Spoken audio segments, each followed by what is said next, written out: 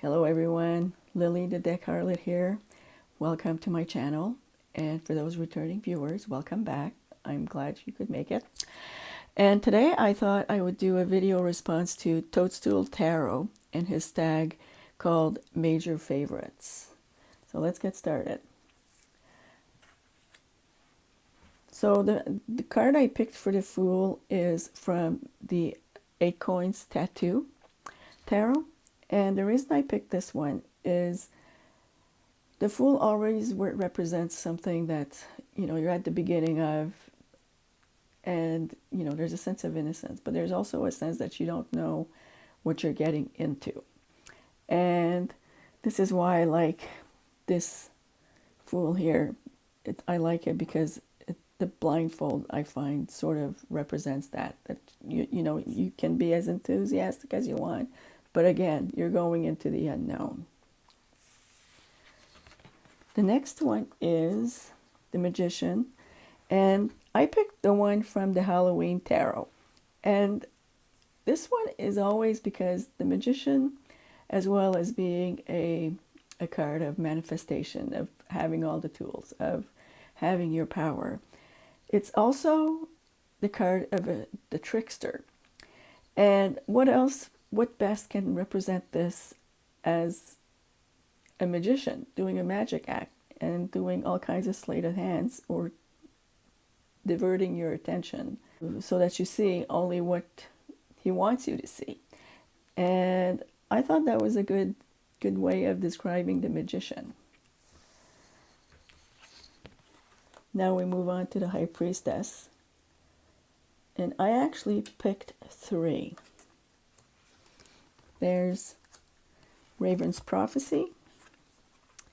There's Robin Wood Tarot.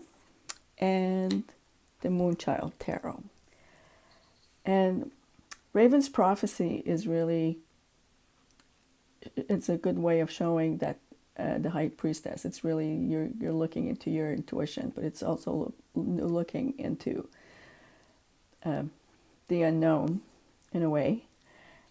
The Robin Wood Tarot, I like this card because it represents everything a High Priestess is without being overly religious, or in my sense, like Christian religion. You have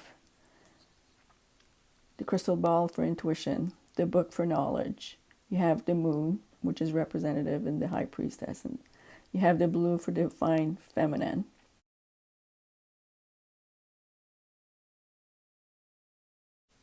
This is one of those cards that when I first got the deck, that really brought home the meaning of the High Priestess that the Rider-Waite-Smith never did. And then we have the third card, which is the Moonchild. And I just picked this one because the lady portrayed as the High Priestess just looks so powerful and knowledgeable, and I don't know, I just like the overall look of this card, and that's why I picked it. The next is the Empress, and I picked the Empress from the Bonefire Tarot. And I basically like the hippie vibe of this card, but it also has the relevant symbols. You have the stars for the zodiac. You have the earth, for Mother Earth. You have the pomegranates, and here's the womb for creativity and pregnancy. So that's a good card.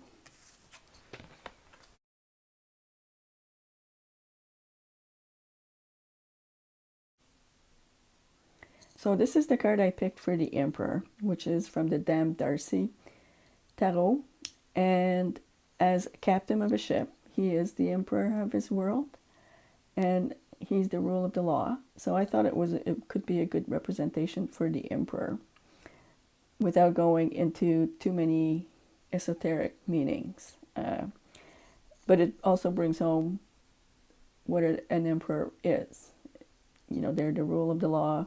He's the big boss, and I thought this was a good card to represent it. Now we move on to the Hierophant. And I picked the Hierophant from the Jonasa Jaus Tarot. And I picked this one again because it doesn't have overly religious tones to it. And I actually liked the fact that she used candles as a mask over the head, as the Hierophant does represent someone who's enlightened in the sense that they're educated and they might be privy to mysteries that the rest of us might not have access to. And as well, and they're responsible for communicating that information. And the next one is the Lovers that I picked from the same deck, the Jonasa Jaus. And this one is just because the joining of the hands does represent love. And I just like that representation. So it's one of the reasons I picked it. But it's also not overly religious like in some decks. The Chariot, I picked the Chariot from the Considerate Cat Tarot. Only because I'm fascinated by people who travel in these Volkswagen bugs. And I'm a lover of cats. So I thought I really like this card for that because it's a little bit cheeky. And who doesn't see a cat lying down on the roof of the car every once in a while? I know in my neighborhood we often see it, and unbeknownst to this cat, doesn't look like he's aware that there are two mouse that he could be chasing inside the van.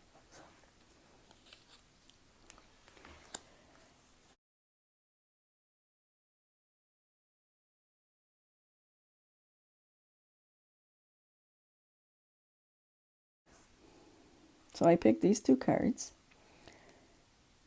The Strength card from the Golden Tarot by Cat Black. And then this card is from the Mystical Cat Tarot.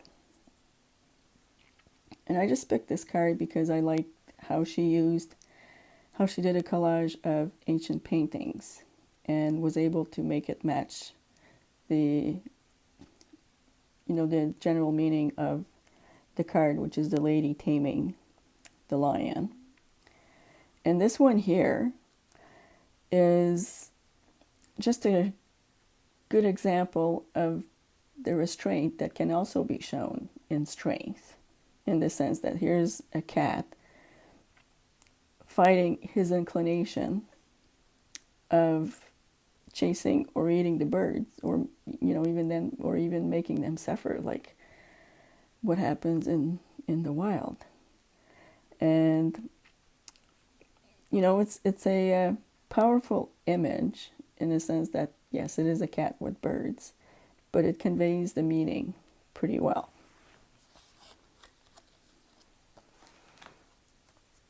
And for the Hermit, this is the Hermit from the Golden Thread Tarot, and this is the Hermit from the Moonchild Tarot.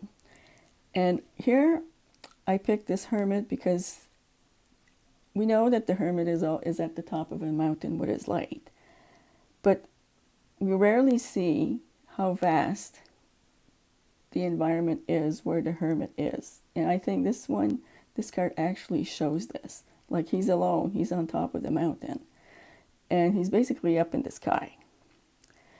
And this one here, it doesn't show the same thing, but she is walking towards a path, and she's basically retreating.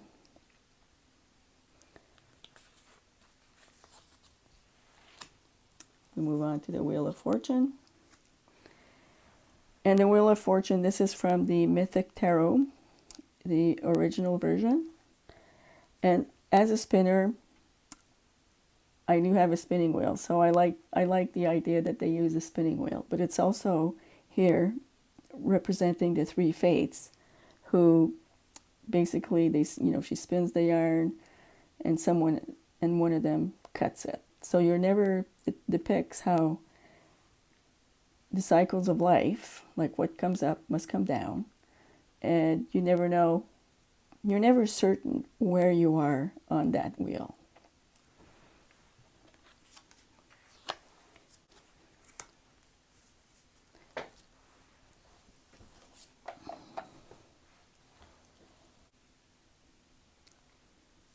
So I picked this card here from the Sasuraibito Tarot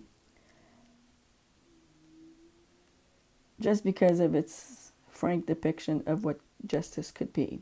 Although in this card here, we're not sure what's being weighed against the feather. Because right now it is balance. But will it come a time when something will put this here that will tip the balance and might pierce the eye? And this card here, and when it comes to this one here from the Ellis Tarot, I like this card because in the case of justice, and especially in a court of law, it's rarely gray. It's always black and white. It's always a yes or a no. And it's quite, although there is a little bit of gray depicted here, it comes to a point where the gavel has to come down and a judgment rendered.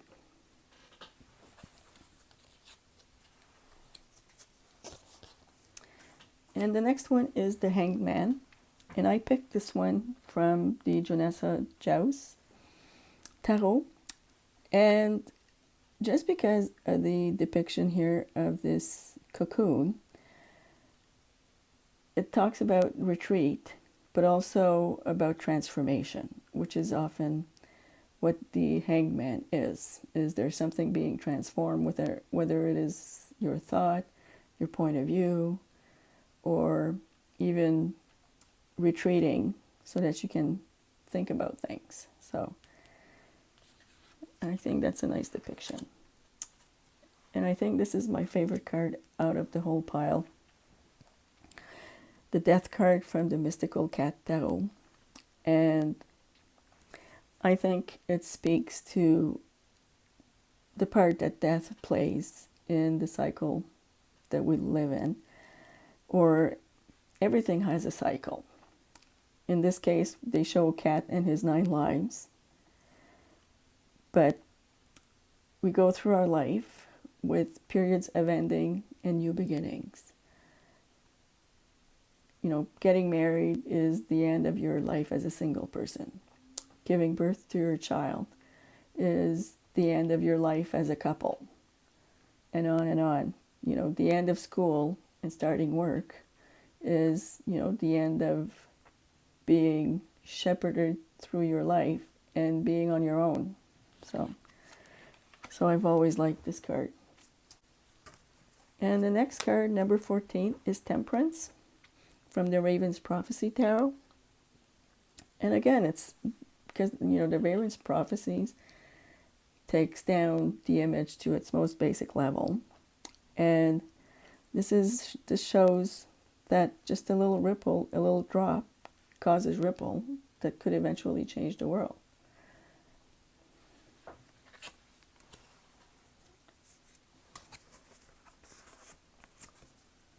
And here's the Devil. The Devil from the Dark Mansion and the Devil from the Housewives Tarot. This has always been a funny card to me, but it's actually true because it shows what we can be addicted to quite easily by our own choices. Like, let's forget the manipulation we can go through. But, you know, here's the coffee. You know, who can resist chocolate cake? And in my case, like, I've been a smoker earlier in my life, and I was addicted to coffee. So, you know, I can understand that card if I see these symbolism. And this one for the Devil, I just picked this one because I like the fact that for once it's a woman in charge. And she's actually quite a beautiful woman. It makes you think of the beautiful witches and that Disney portrays sometimes.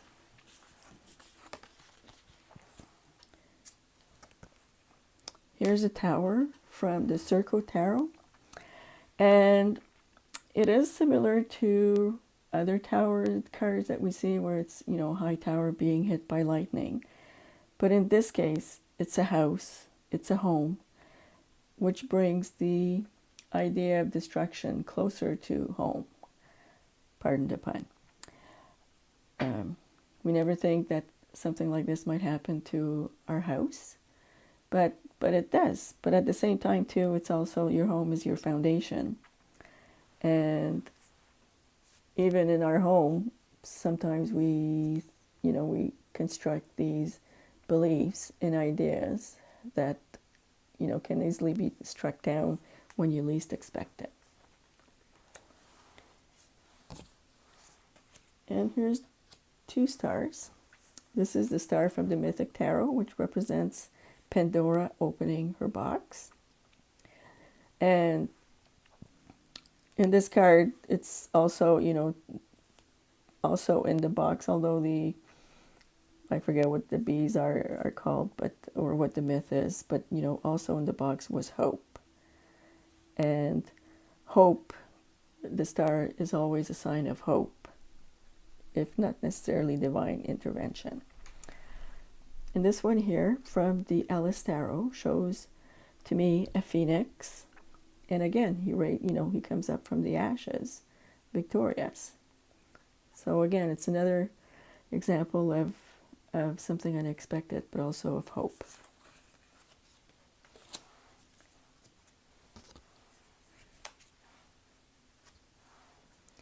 And the moon. The moon from the dark mansion, where her face is the actual moon. Which is why I picked this card, because I thought it was such an ingenious way of putting it. And this one here, the moon, from the Halloween Tarot. And showing the werewolf, who is influenced by the moon, I think is also a good representation, in a funny way, of our baser instincts. And not that we necessarily need to fear the moon, but that there's always, the moon represents, could represent the shadow side that we have in ourselves.